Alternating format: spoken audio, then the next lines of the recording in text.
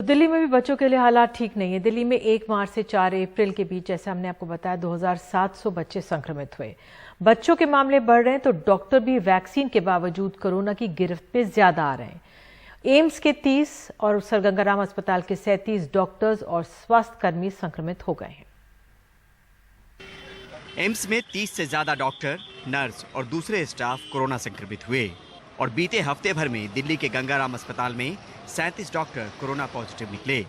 लेकिन टीके के दोनों डोज लेने की वजह से इनकी हालत ज्यादा नहीं बिगड़ी। सर गंगाराम अस्पताल में 37 में से 5 डॉक्टरों को ही दाखिल करने की नौबत आई। इन सबको पहले से दूसरी बीमारी भी है तो एहतियातन दाखिल किया गया।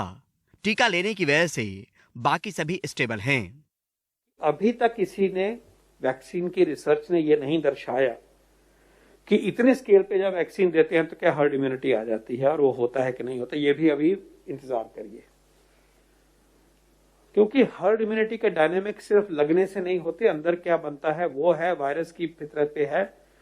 जो पता है वो ये पता है कि सारे ही वैक्सीन जो आज दिए जा रहे हैं दुनिया में, इंक्लूडिंग अवर 2 ग्रेट वैक्सीन,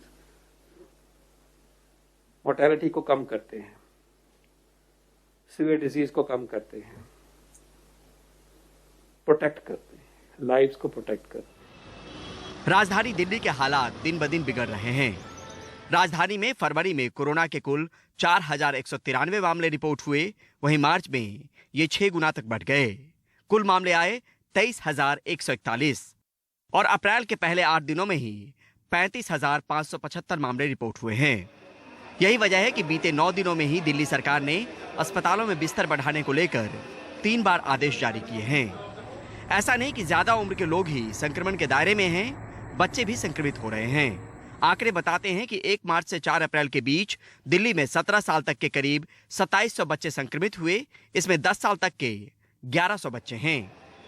मामलों में इस बार पिछले साल से ज्यादा रफ्तार है, पर इलाज में कारगर रेमडेसिविर बाजार से नदारद है। बिल्कुल दुरुस्त है। इस टाइम शॉर्टेज है काफ़ी, और जिस तरह से डिमांड आ रही है सप्लाई नहीं हो पा रही है। कहाँ से कॉल आई है इसको लेकर? सर मेरे पास कुरुक्षेत्र में भी हमारे एक हैं, उनको भी रिक्वायरमेंट थी, लखनऊ के अंदर भी हैं, पूना के अंदर भी हैं और दिल्ली में भी कई जगह से आ रही हैं। बट हम उनसे उनका आधार कार्ड और उनका प्रिस्क्रिप्शन लेके एक सिस्टम है उसको ऑनलाइन डाल देते हैं। जैसे ही वो वहाँ पे अवेलेबिलिटी होती है तो या तो डायरेक्ट पेशेंट को हॉस्पिटल में मिलता है या फिर हम सोर्स से उसको वहाँ से दिलवा के बिलिंग करवा के उसको देते हैं। सरकार को इंतजाम करने हैं, जरूरी कदम उठाने हैं और हमें एहतियात बरतनी है। टीके को लेकर भी भ्रम में ना आए। जो लोग टीका लेने के बाद भी कोरोना की चपेट में आ रहे हैं, उनकी हालत बिगड़ नहीं रही। लिहाजा एहतियात भी बरतिए और भरोसा भी दिखाइए। नई दिल्ली से परिमल कुमार, एनडीटीवी इंडिया।